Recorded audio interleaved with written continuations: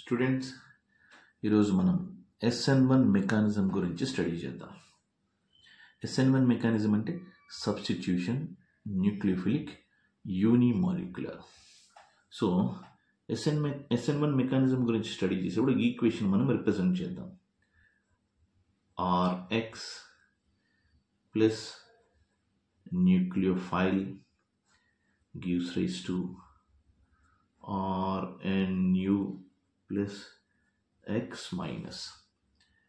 ఈ ఈక్వేషన్కి మనం ఇప్పుడు రేట్ ఆఫ్ ద రియాక్షన్ని అప్లై చేస్తే rate equal to some constant K into only concentration of Rx. అంటే దీని మీనింగ్ ఏంటంటే rate of the reaction concentration of Rx మీదే డిపెండ్ అయ్యింది, న్యూక్లియోఫైల్ మీద డిపెండ్ అవ్వలేదు అని మీనింగ్ వస్తుంది అనమాట. So rate of the reaction equal to K into alkyl halide. మనం ఒక ఎగ్జాంపుల్ తీసుకుందాం. ఎగ్జాంపుల్, టెర్షియరీ బ్యూటైల్ బ్రోమైడ్ తీసుకుంటున్నాను.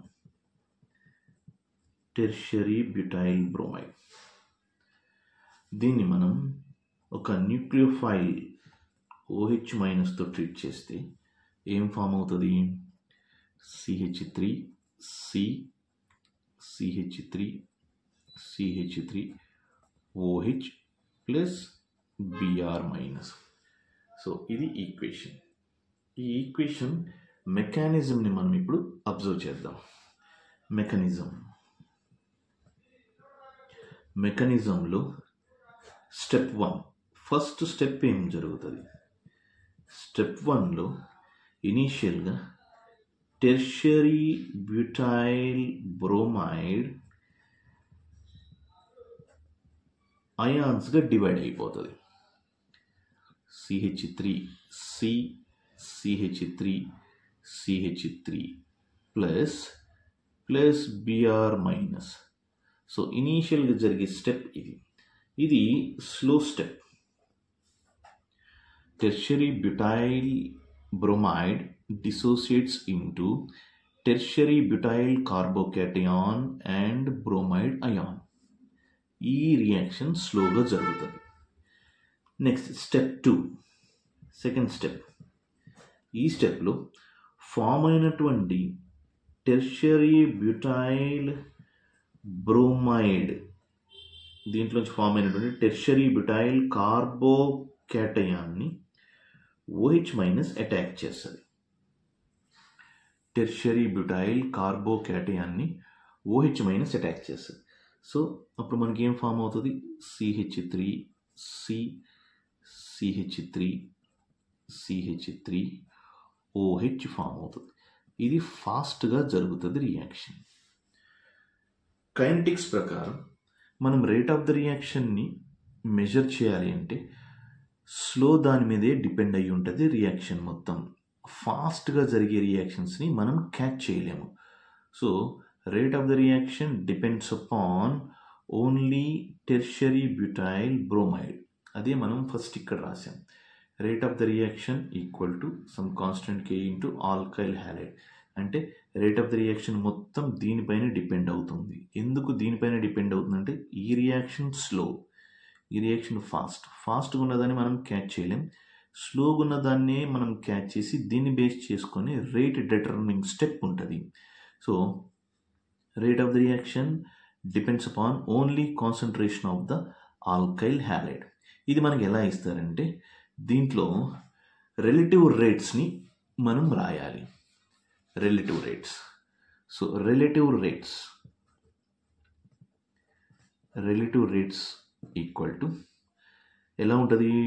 Tertiary greater than secondary greater than primary greater than simple alkyl halide. ఇది order.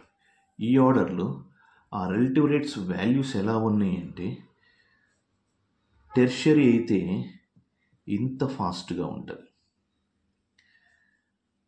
Secondary almost equal to 12 times, primary 1, alkyl 0.5 times. So ఇవి వాటి యొక్క relative rates. So rate of the reaction మొత్తం ఎందుకు alkyl halide మీద depend అయిందంటే ఈ reaction స్లోగా జరుగుతుంది కాబట్టి రేట్ ఆఫ్ ద రియాక్షన్ మొత్తం మనకి ఆల్కైల్ హ్యాలైడ్ మీద డిపెండ్ అవుతుంది. అందుకని మనం rate equal to some constant K into RX అని రాస్తాం. మనకు ఒక ఎగ్జాంపుల్ కింద ఏదన్నా ఒక ఈక్వేషన్ ఇచ్చారనుకోండి, ఒక 4 టర్మ్స్ ఏమన్నా ఇచ్చి వీటిల్లో ఏది ఫాస్ట్గా జరుగుతుందని మనల్ని చెప్పమంటే మనం ఒక 4 టర్మ్స్ రాద్దాం. ఈ 4 టర్మ్స్లో ఫస్ట్ వన్ ఇలా ఒక 4 టర్మ్స్ నేను రాస్తున్నాను. సైక్లోపెంటైల్ కింద ఒక 4 టర్మ్స్ రాస్తున్నాను. సో ఈ 4 టర్మ్స్లో ఇది డైరెక్ట్గా హ్యాలైడ్ ఇక్కడ యాడ్ చేశాను, దీనికి హ్యాలైడ్ ఇలా యాడ్ చేస్తున్నాను, దీనికి హ్యాలైడ్ ఇలా యాడ్ చేస్తున్నాను. సో దీనికి ఏమో ఇలా యాడ్ చేసాం. సో వీటిల్లో ఇది 1, ఇది 2, ఇది 3, ఇది 4. సో వీటిలో దేంట్లో SN1 మెకానిజం ఫాస్ట్గా జరుగుతుంది అని చెప్పాలి అంటే ఏది టెర్షరీ ఫామ్లో ఉందో అది మనం చెప్పాలి. ఇది చూడండి, carbon which is attached to only 2 carbon.